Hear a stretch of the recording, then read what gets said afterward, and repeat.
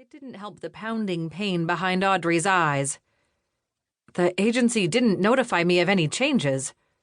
I get the call early this morning, and I go where they tell me.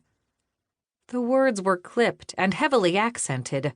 The woman hefted her suitcase, already deposited on the curb by the driver, a slim man with pockmarked skin and short, greasy hair. The car drove off, leaving Audrey with a stranger who, so far, wasn't instilling much confidence.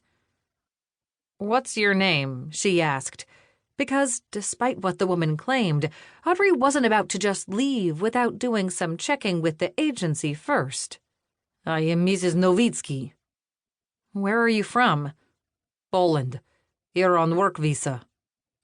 "I'll have to see some identification, if you don't mind." "Of course." The woman reached into her large purse and pulled out a battered wallet. Opening it, Audrey spotted several cards, including a Polish driver's license apparent through the plastic window. The woman handed her a work visa.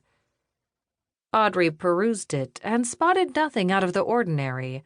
The full name on the document was Maria Novitsky. The date of birth matched the apparent age of the woman, as did the picture. The date of entry and expiry also seemed in order. She handed it back. "Looks okay, but I still want to call the agency to verify your credentials." Because this last-minute change did not sit well with her at all. Mrs. Novitsky nodded. "Cool. They verify." Entering the house, Audrey was conscious of the woman lumbering behind her. It made the spot between her shoulder blades itch.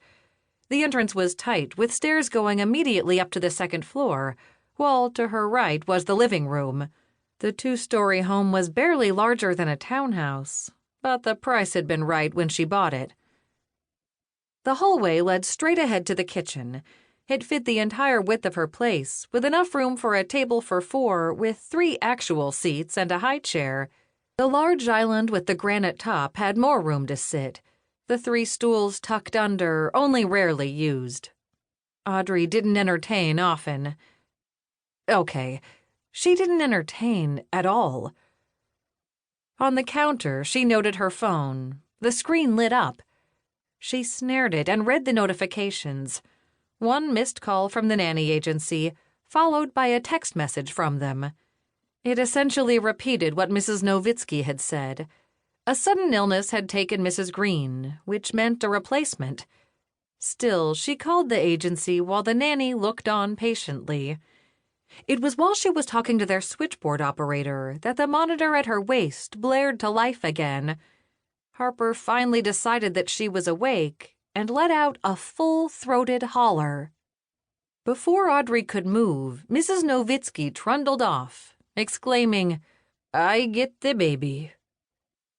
Unpinning the monitor from her waistband, Audrey listened to the woman entering the baby's room, crooning, "There's the sweet Mishu. No crying. Ciocia Maria is here." Mrs. Novitsky then switched to Polish, her tone gentle. Harper cooed her reply. Audrey's daughter loved being the center of attention. The fact that she took right away to the nanny soothed some of Audrey's nerves, as did the woman she spoke to at the agency. Maria came with glowing reviews, but Audrey still asked for them to send the woman's file over to her phone. She wanted to check it out in more detail.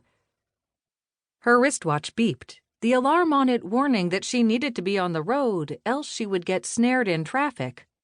Shoot, I am not ready to go yet. Having expected Mrs. Green, she'd not built in much time to show a new nanny around. Mrs. Novitsky descended from the second floor. Harper balanced on her hip. "You have a beautiful daughter," she declared, still not smiling. "She is a cutie pie. Aren't you, baby girl?" Hearing her mother's voice, Harper reached for Audrey. She grabbed her daughter and snuggled her close, breathing in the scent of warm baby. Mrs. Novitsky had done a quick diaper change before bringing her down, which raised her a notch in Audrey's esteem. Her wristwatch beeped at her again. "You go," the woman stated.